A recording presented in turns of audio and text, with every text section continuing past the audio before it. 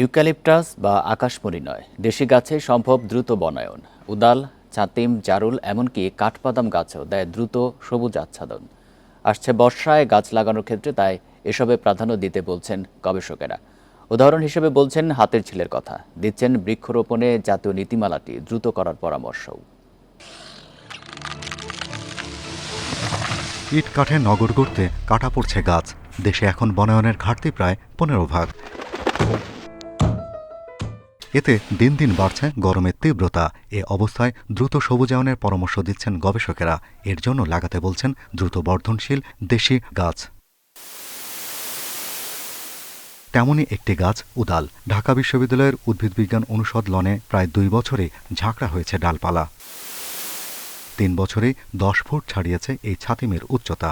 এমন দ্রুত বড় হয় শাল, কাঠবাদাম, পলাশসহ বেশ কিছু গাছ।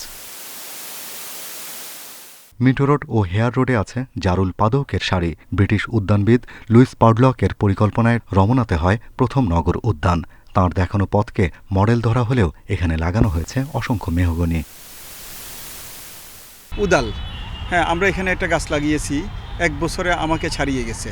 আমাদের চাপালিশ খুব দ্রুত বড় হয়ে যায়, জাম, তারপরে আমাদের তুল, আমাদের কদমগুলো, এই যে কদমের কয়েকটা জাত আছে, সেটা লাগালে দ্রুত বেড়ে যায়। তারপরে করই, তো এই জাতীয় গাছগুলো তো আমাদের এখানে আছে, সেগুলো লাগালে তো খুব দ্রুত বাড়ে। অল্প সময় সবুজায়নের বড় উদাহরণ হাতের ঝিল। 7 থেকে 8 বছরেই হয়েছে দেশি গাছের বনায়ন। লাগেনি ইউক্যালিপটাস বা আকাশমণির সহায়তা।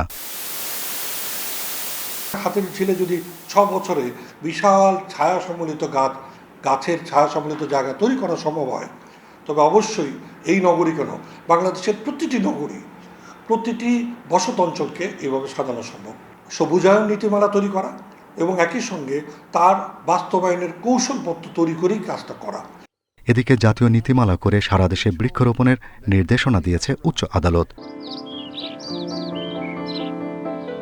রাজধানীসহ সারা দেশে কী পরিমাণ জায়গায় সবুজ ও জলাধার নিশ্চিত করা হবে তা নিয়ে একটি মহাপরিকল্পনা করছে বন ও পরিবেশ মন্ত্রণালয়।